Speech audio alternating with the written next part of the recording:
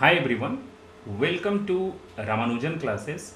I am Sekhar sir presenting today's video lecture 2 on the topic of absolute function under type of function.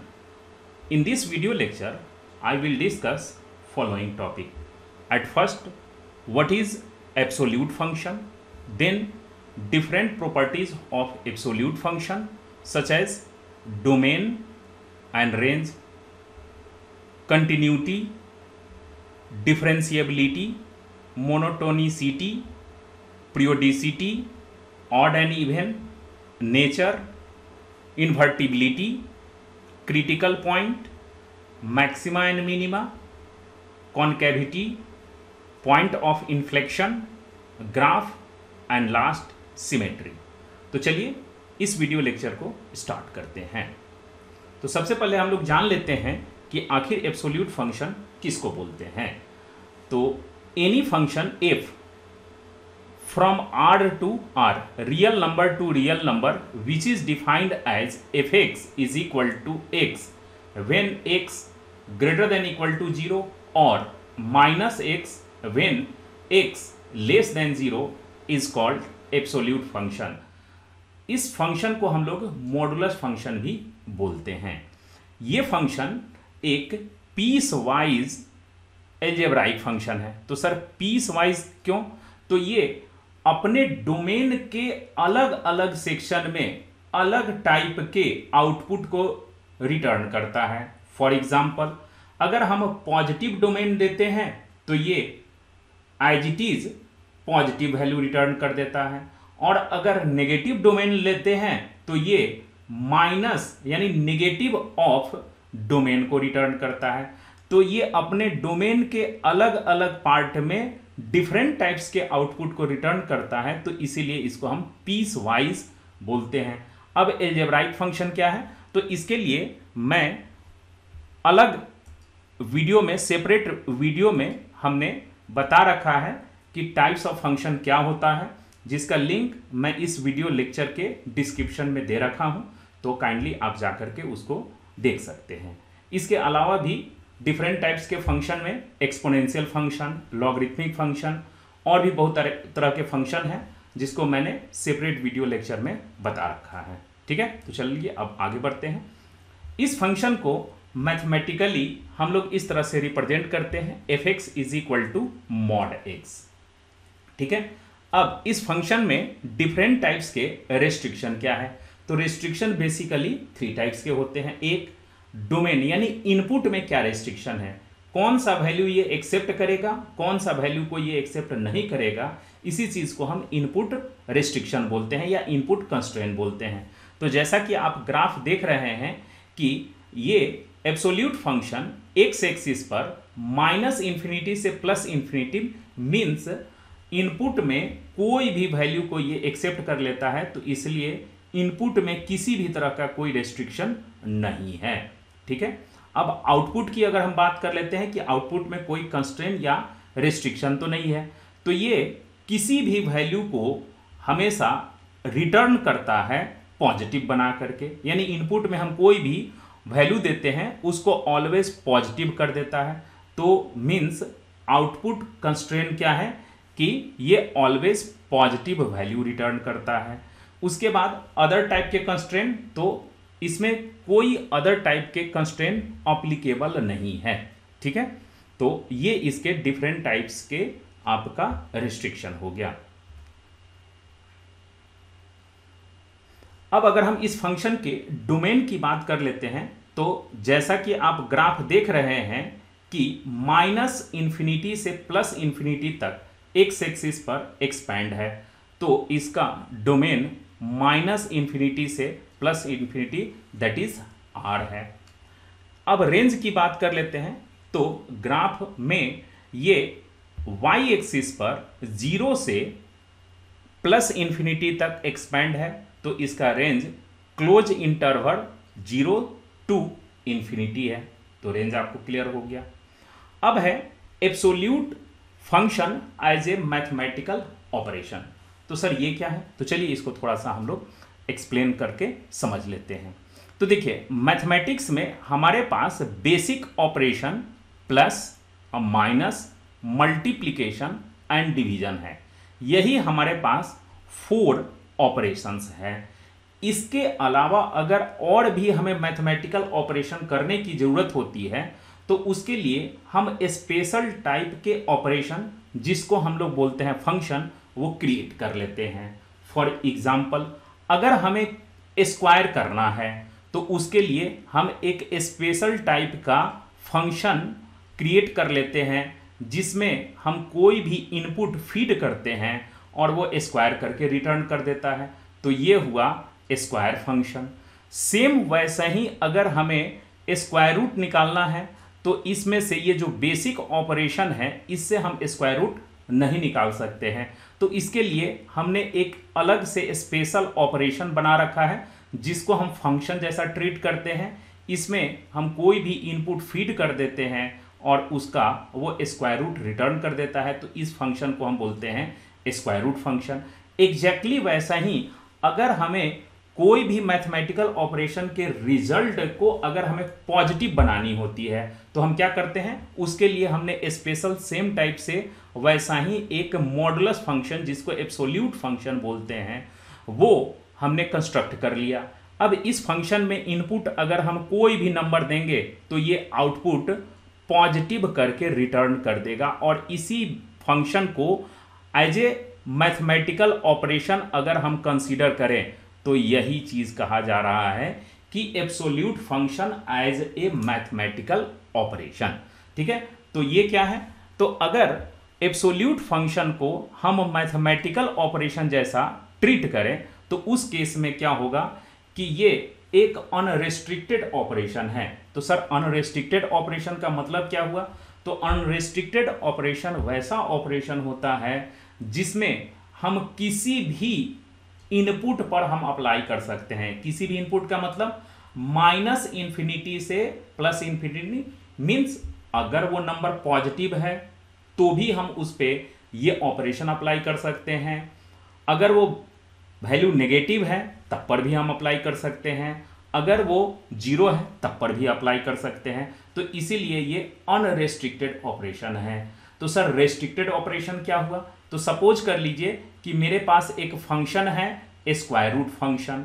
तो अब देखिए square root function एक ऐसा operation जैसा अगर हम ट्रीट करेंगे तो स्क्वायर रूट फंक्शन यानी square root operation restricted operation है। क्यों, क्योंकि ये आप नेगेटिव नंबर पे अप्लाई नहीं कर सकते हैं, तो इसीलिए ये रेस्ट्रिक्टेड ऑपरेशन हुआ। जबकि मॉडुलस ऑपरेशन अनरेस्ट्रिक्टेड है, इसका मतलब हुआ कि ये किसी भी नंबर पे आप अप्लाई कर देंगे तो ये रिटर्न वैल्यू जरूर करेगा।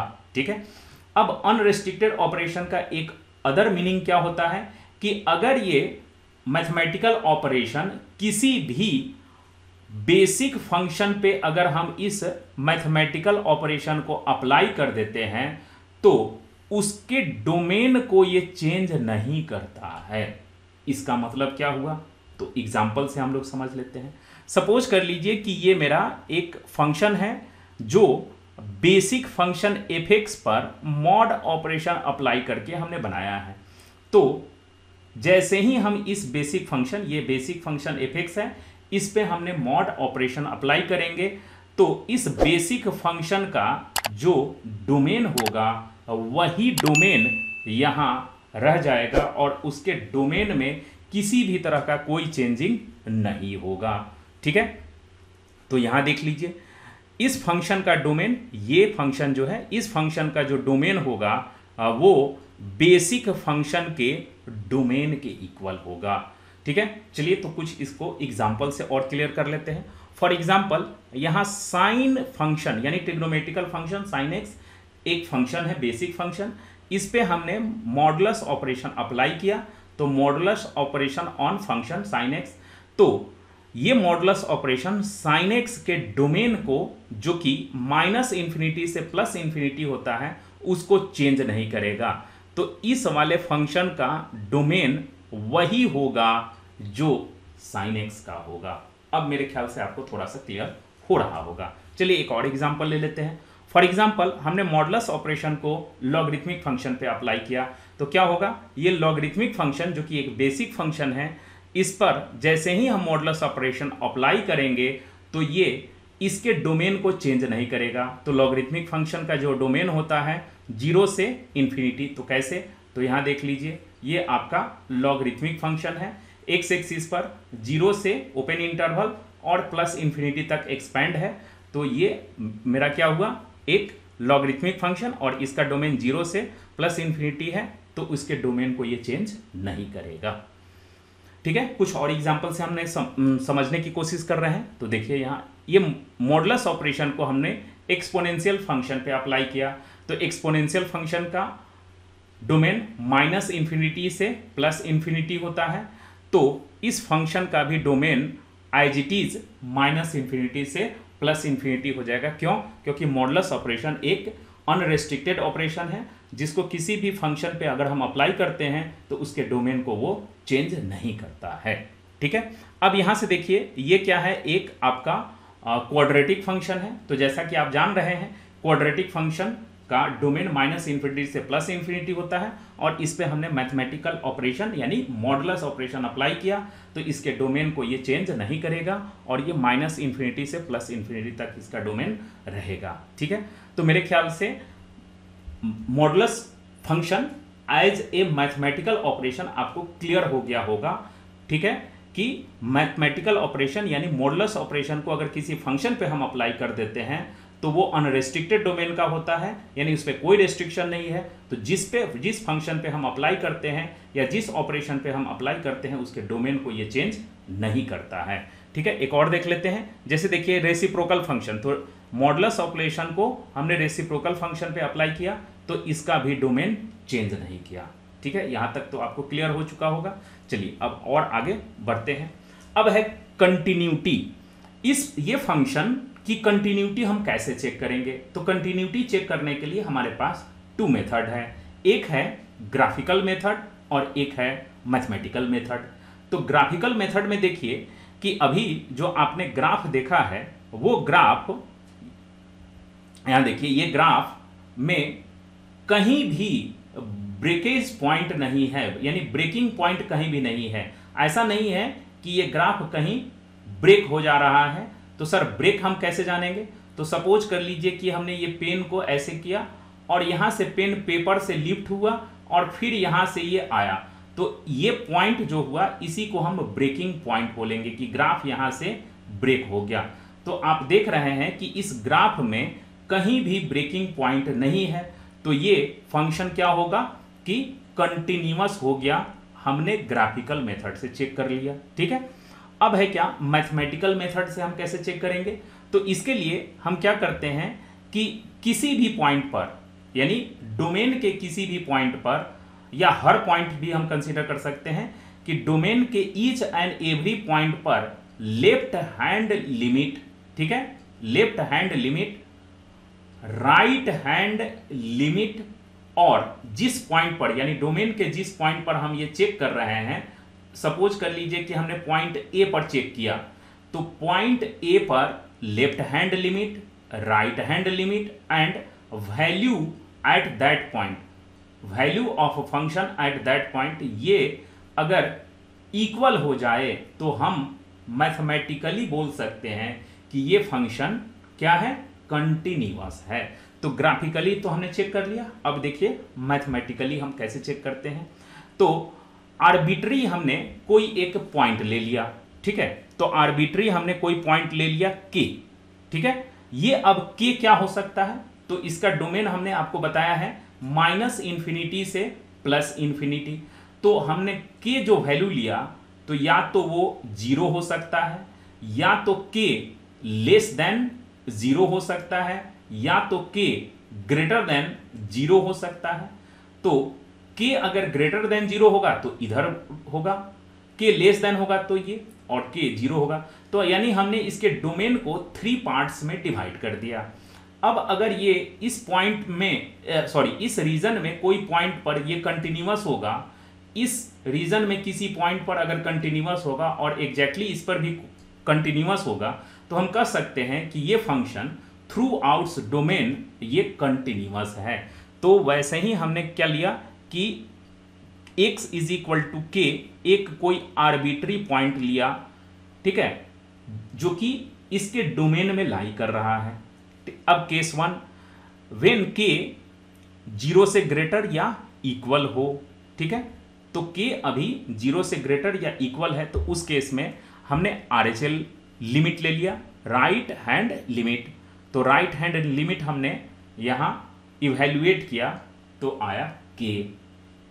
अब लेफ्ट हैंड लिमिट वही के पॉइंट पर, और के क्या है, ग्रेटर देन और इक्वल टू 0, तो यहां लेफ्ट हैंड लिमिट भी के आया। अब है क्या कि उस पॉइंट पर हमने फंक्शन का वैल्यू निकाला तो ये भी के आया। तो आप क्या देख रहे हैं, RHL, LHL और वैल्यू एट दैट पॉइंट, ये 3 इक्वल हो गए। तो हम कह सकते हैं कि ये के का वैल्यू 0 से ग्रेटर देन और इक्वल टू के ईच एंड एवरी वैल्यू के लिए LHL, RHL and value at the point equal है। तो ये each and every positive value के लिए कंटिन्यूअस होगा। अब हम नेगेटिव डोमेन के लिए चेक कर लेते हैं। तो यहां देखिए केस 2 में हमने डिस्कस किया कि के का वैल्यू अगर 0 से लेस हो, यानी नेगेटिव डोमेन का। अब हमने यहां लिमिट LHL इवैल्यूएट किया तो माइनस के आया, ठीक है। उसके बाद राइट हैंड लिमिट हमने इवैल्यूएट किया तो ये भी माइनस के आया। देन अब उस नेगेटिव पॉइंट पर, यहां देखिए उस नेगेटिव पॉइंट पर हमने यहां वैल्यू निकाला तो वो भी माइनस के आया। तो left hand limit, right hand limit and value at that point, ये तीनों इक्वल हो गए। और ये किसके लिए, कि नेगेटिव वैल्यू के लिए। तो हम कह सकते हैं कि जो कि डोमेन में या तो नेगेटिव रीजन में हो या पॉजिटिव रीजन में हो या 0, ये हर के लिए LHL, RHL और value at that point applicable है, वेयर फॉर ऑल के बिलोंग्स टू R। इन सब के लिए ये वैलिड है। तो हम क्या कह सकते हैं कि ये फंक्शन कंटिन्यूअस है। तो मैथमेटिकली आपने देख लिया कि ये फंक्शन यानी मॉडुलस फंक्शन एक कंटिन्यूअस फंक्शन है। ग्राफिकली तो हमने ऑलरेडी एक्सप्लेन कर दिया है। अब नेक्स्ट देखते हैं डिफरेंशिएबिलिटी, यानी ये फंक्शन डिफरेंशिएबल है कि नहीं। तो डिफरेंशिएशन चेक करने के लिए कि कोई भी फंक्शन डिफरेंशिएबल है कि नहीं है, तो इसको भी हम 2 मेथड से चेक कर सकते हैं, एक ग्राफिकली और दूसरा मैथमेटिकली। अच्छा, डिफरेंशिएबिलिटी का मतलब क्या हुआ कि अगर कोई भी फंक्शन कंटिन्यूअस हो, सबसे पहले डिफरेंशिएबल होने के लिए वो कंटिन्यूअस फंक्शन होना चाहिए, और सेकंड क्या होना चाहिए कि किसी भी यानी डोमेन के किसी भी पॉइंट पर उस पर शार्प कॉर्नर नहीं क्रिएट होना चाहिए, यानी ग्राफ में किसी भी तरह का शार्प कॉर्नर नहीं फॉर्म होना चाहिए, ठीक है। तो अगर शार्प कॉर्नर नहीं फॉर्म हो रहा है तो हम कह सकते हैं कि ये डिफरेंशिएबल है। बट एब्सोल्यूट फंक्शन में आप देख रहे हैं कि एब्सोल्यूट फंक्शन का ग्राफ एट पॉइंट 0 पर यहां देखिए एक शार्प कॉर्नर फॉर्म हो रहा है। तो ये फंक्शन 0 पर डिफरेंशिएबल नहीं होगा। ये आपने ग्राफिकली देख लिया। और अब मैथमेटिकली देखिए तो मॉडुलस फंक्शन को अगर हम डिफरेंशिएट करते हैं तो रिजल्ट ये आता है। अब ये differentiation x is equal to जैसे ही यानी dy by dx at x is equal to जैसे ही हम 0 पुट करते हैं तो यहां 0 डिवाइडेड बाई मॉड 0, ठीक है, इज इक्वल टू 0 बाई 0, यानी ये इनडिटर्मिनेंट फॉर्म आ गया। मीन्स इस पॉइंट पर हम इसका डिफरेंशिएशन नहीं निकाल सकते हैं। क्यों? क्योंकि यहां अगर ज्योमेट्रिकली हम मीनिंग निकाले तो यूनिक टेंजेंट हम ड्रॉ नहीं कर सकते हैं क्योंकि यहां शार्प कॉर्नर बन रहा है, तो इसलिए इस पॉइंट पर ये डिफरेंशिएबल नहीं है। ठीक है, तो आपने ये देख लिया कि ग्राफिकली भी ये फंक्शन डिफरेंशिएबल नहीं है और मैथमेटिकली भी ये फंक्शन एट पॉइंट 0 पर डिफरेंशिएबल नहीं है। बट यहां देखिए इस पर यानी पॉजिटिव डोमेन में और इधर देखिए नेगेटिव डोमेन में, यानी जहां x का वैल्यू 0 के इक्वल नहीं है, ये इधर भी डिफरेंशिएबल है, इधर भी डिफरेंशिएबल है, but at x is equal to 0 पर ये डिफरेंशिएबल नहीं है। तो बस सिर्फ इसी पॉइंट पर ये डिफरेंशिएबल नहीं है, अदरवाइज ये पॉजिटिव डोमेन में और निगेटिव डोमेन में क्या है, डिफरेंशिएबल है। ठीक है, चलिए अब मोनोटोनिसिटी क्या होता है। तो कोई भी फंक्शन अगर इंक्रीजिंग हो या डिक्रीजिंग हो तो ऐसे फंक्शन को हम मोनोटोनिसिटी फंक्शन बोलते हैं। तो यहां देखिए कि ये फंक्शन नॉन मोनोटोनिक फंक्शन है, मीन्स थ्रू आउट न तो ये इंक्रीज कर रहा है और न ही ये डिक्रीज कर रहा है, थ्रू आउट बोल रहे हैं। ठीक है, बट ये अपने डोमेन के डिफरेंट डिफरेंट पार्ट्स में ये इंक्रीज भी कर रहा है और डिक्रीज भी कर सकता है। तो देखिए स्ट्रिक्टली इंक्रीजिंग कहां कर रहा है, तो ये देखिए अपने पॉजिटिव डोमेन में, पॉजिटिव डोमेन में कैसे, तो यहां देखिए dy/dx अगर हम पॉजिटिव डोमेन में लेते हैं तो ये फंक्शन यहां जो होगा वही डिनोमिनेटर में होगा और ये दोनों कट करके ये कैंसिल होकर के 1 रिटर्न करेगा जो कि ग्रेटर देन 0 हो। तो अगर कोई फंक्शन का डिफरेंशिएशन किसी भी पॉइंट पर ग्रेटर देन 0 हो तो हम उसको बोलते हैं कि स्ट्रिक्टली इंक्रीजिंग है। तो अब देखिए ये फंक्शन यहां से 0 को छोड़ करके इधर वाले पार्ट में यानी पॉजिटिव डोमेन में ये स्ट्रिक्टली इंक्रीजिंग है। एग्जैक्टली नेगेटिव डोमेन में क्या है, इसका dy/dx अगर निकालते हैं तो वो लेस देन 0 आएगा, तो ये स्ट्रिक्टली डिक्रीजिंग हो गया। और इस पॉइंट पर अगर हम डिफरेंशिएशन फाइंड करते हैं तो वो अनडिफाइंड हो जा रहा है। ठीक है, तो ये पॉजिटिव डोमेन में स्ट्रिक्टली इंक्रीजिंग है, नेगेटिव डोमेन में स्ट्रिक्टली डिक्रीजिंग है और एट 0 ये न तो इंक्रीज कर रहा है न डिक्रीज कर रहा है, ये अनडिफाइंड हो जा रहा है। ठीक है, तो स्ट्रिक्टली इंक्रीजिंग समझ गए। अब स्ट्रिक्टली डिक्रीजिंग भी आप समझ चुके हैं। अब यहां देखिए ये लेस देन 0 है तो ये स्ट्रिक्टली डिक्रीजिंग हो जाएगा।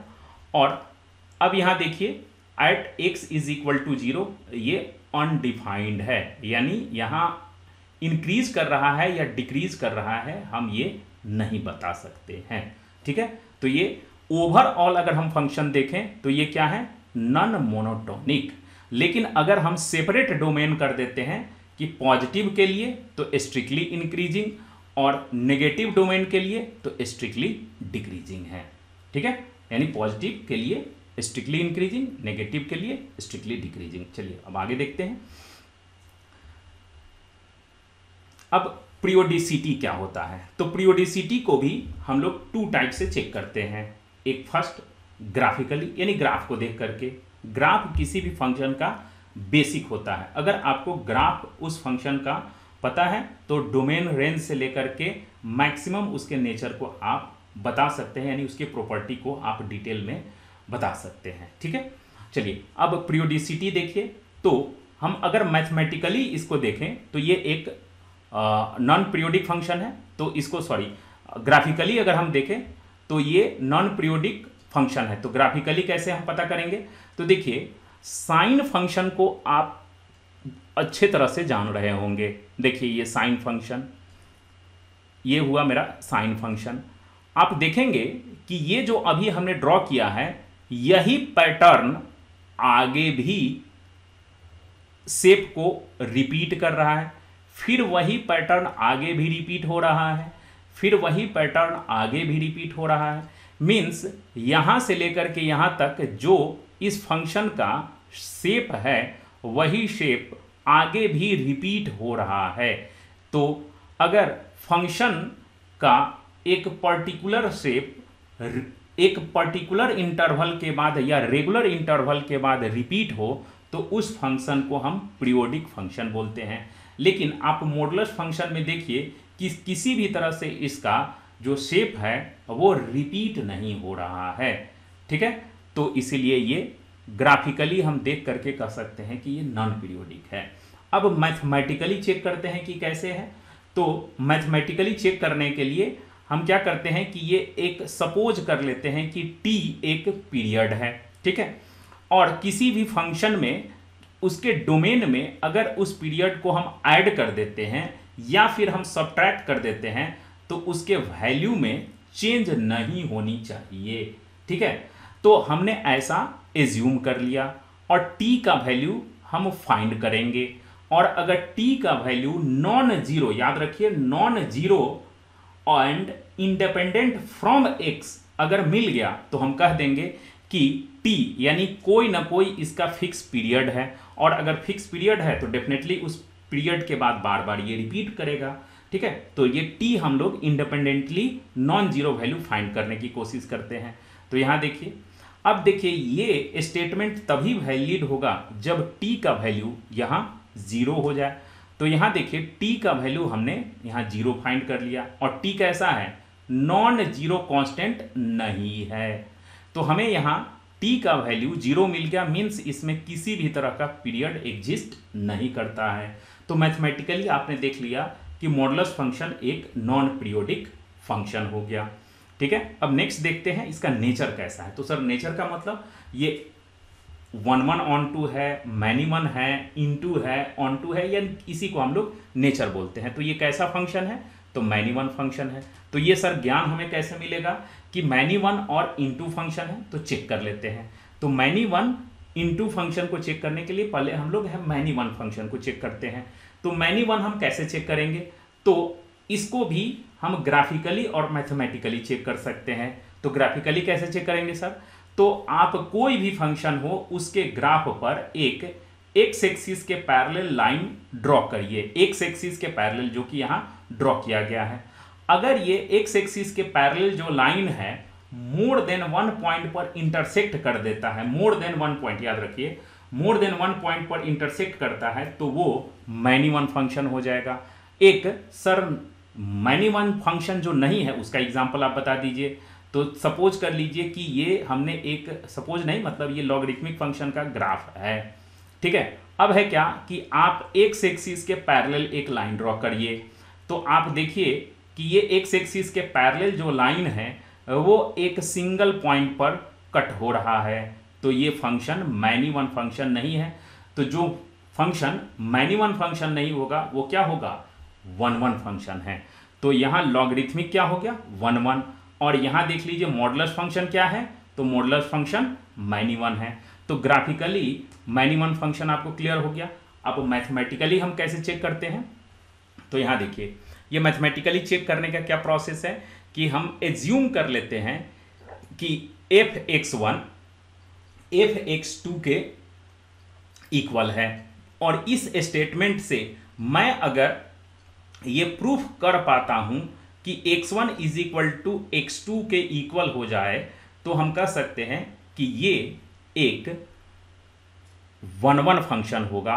और अगर ऐसा हम नहीं कर पाते हैं तो मैनी वन होगा, ठीक है।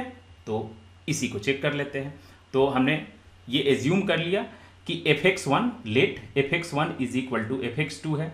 अब इस पे हम मॉडुलस ऑपरेशन यूज करेंगे तो ऐसा होगा।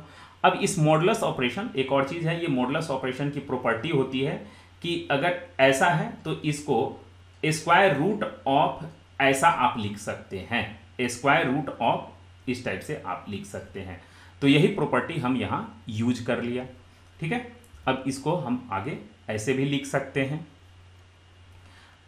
क्योंकि आप ये जानते हैं कि स्क्वायर रूट को या फिर हम स्क्वायर को अगर हम यहाँ से स्क्वायर को अगर हम रिमूव करते हैं तो दूसरे साइड स्क्वायर रूट हो जाता है और यहाँ प्लस माइनस हम अप्लाई करते हैं, ठीक है। तो वही यहाँ प्लस माइनस हमने अप्लाई किया है।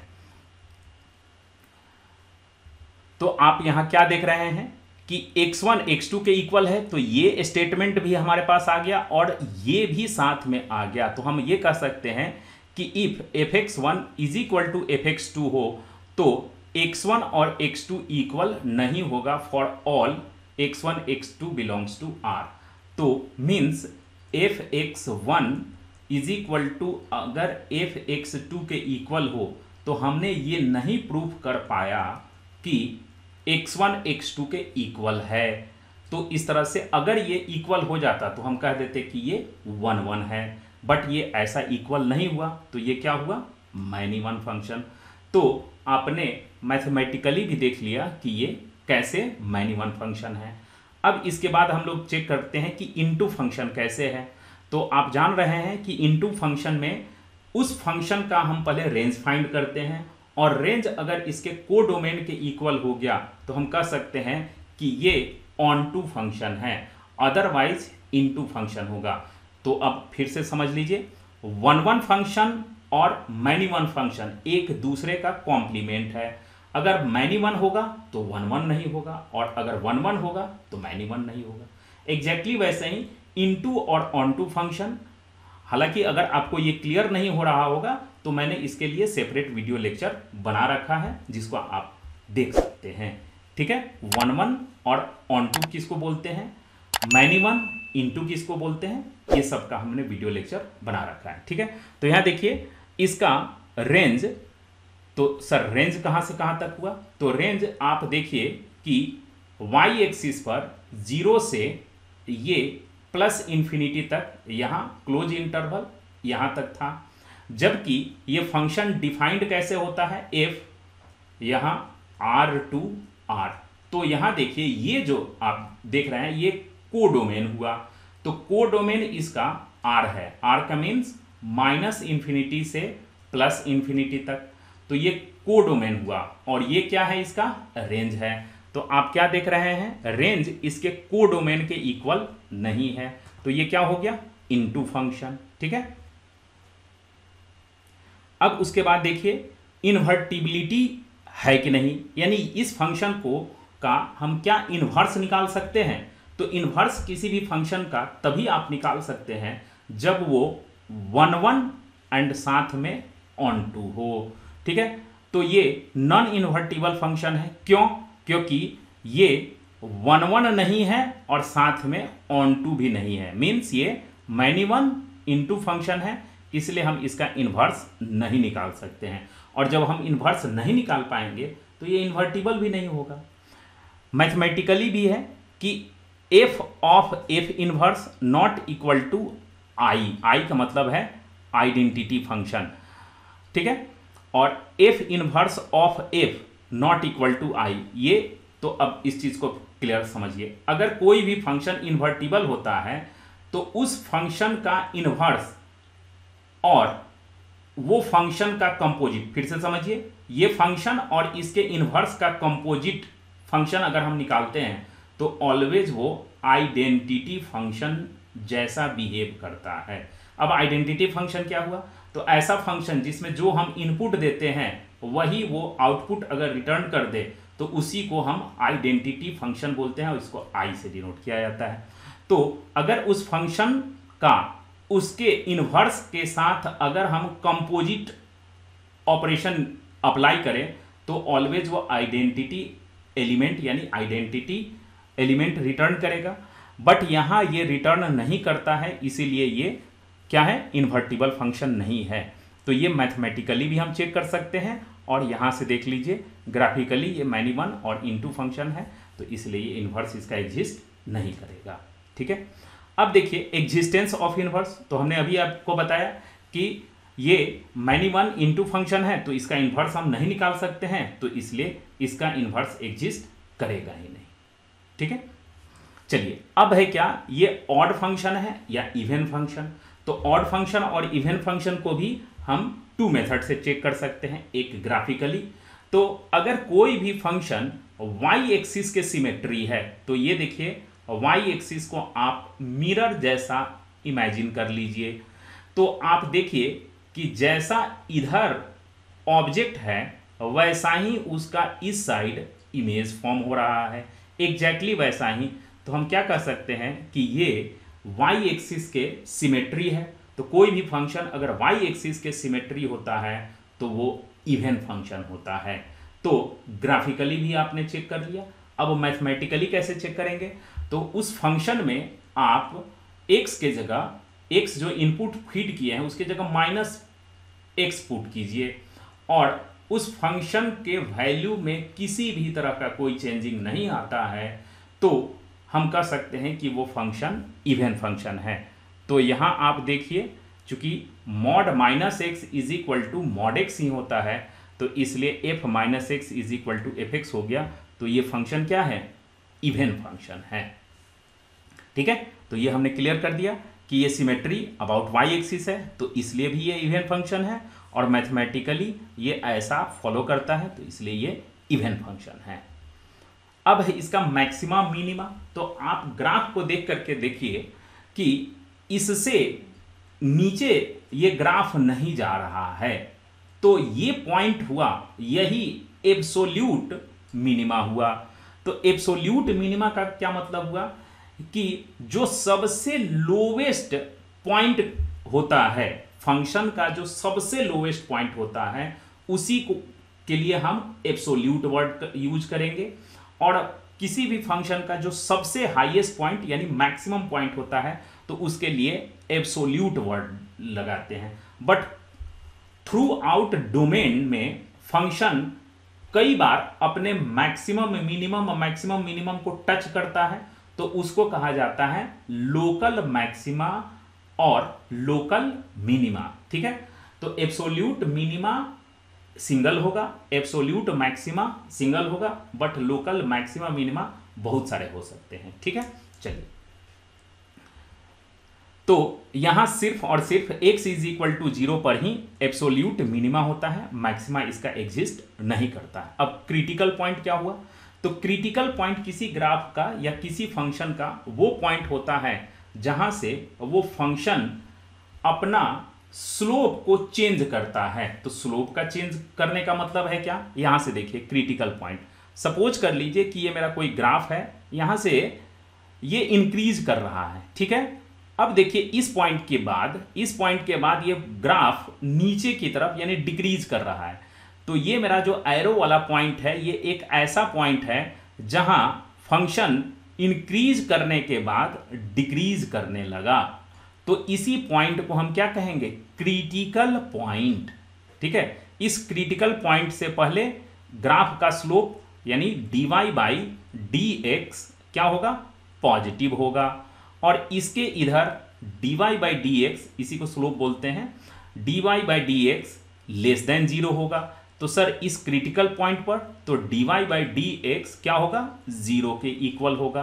ठीक है, तो इसमें कहीं भी dy by dx is equal to, इसके किसी भी डोमेन के पॉइंट पर dy बाई dx 0 के इक्वल नहीं है, तो इस ग्राफ में किसी भी तरह का कोई क्रिटिकल पॉइंट नहीं है।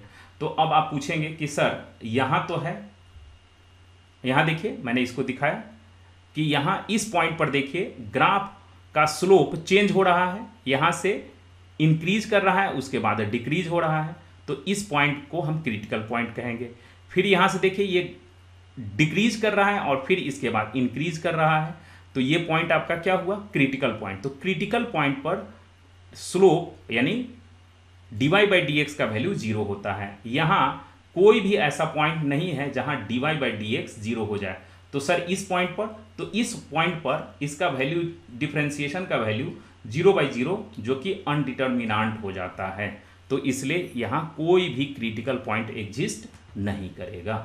ठीक है, तो no any point in this domain where dy by dx is equal to 0, तो देयरफॉर इसका कोई भी क्रिटिकल पॉइंट एग्जिस्ट नहीं करेगा।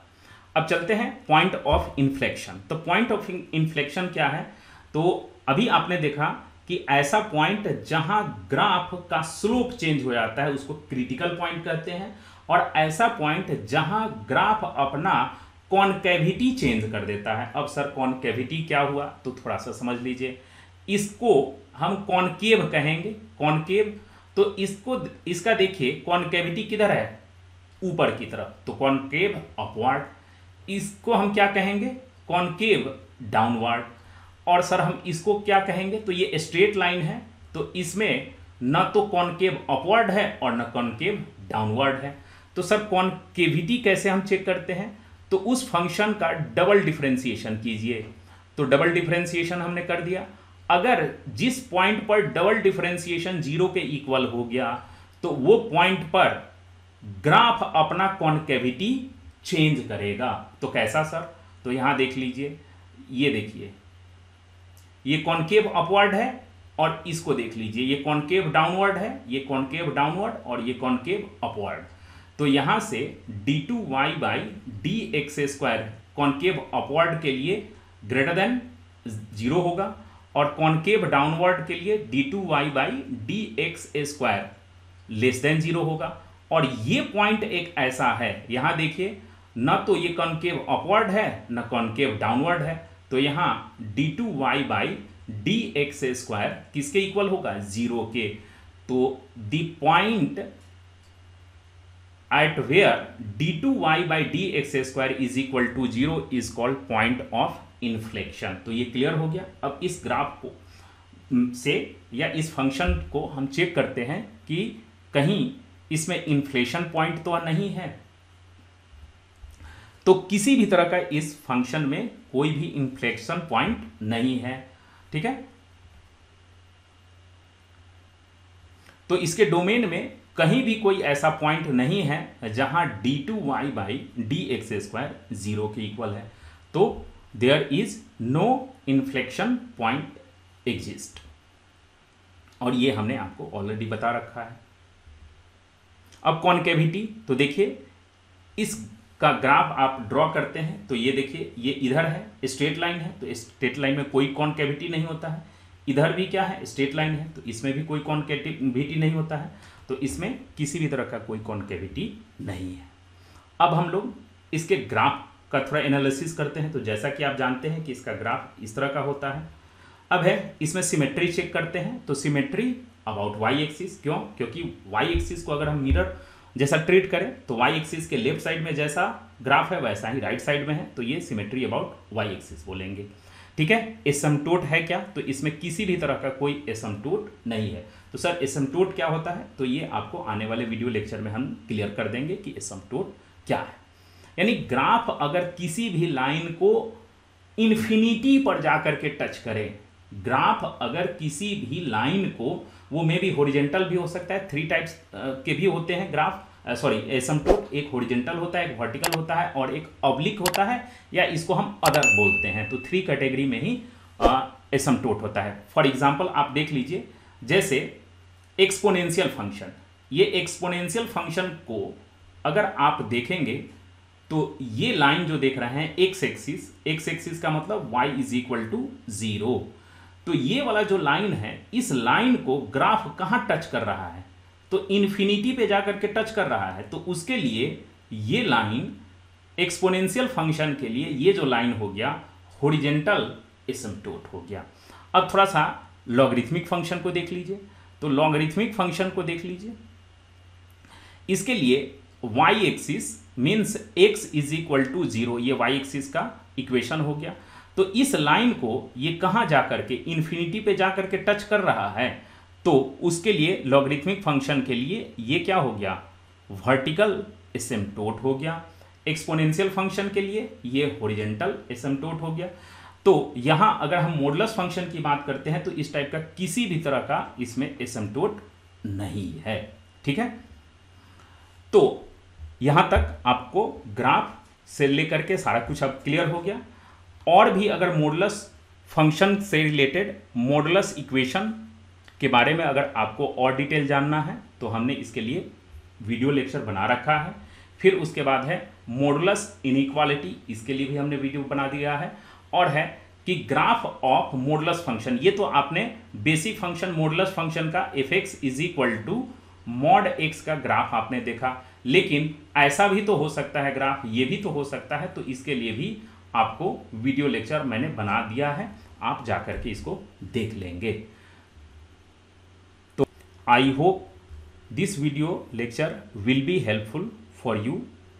If you think it is helpful, then please like and share to all your friends.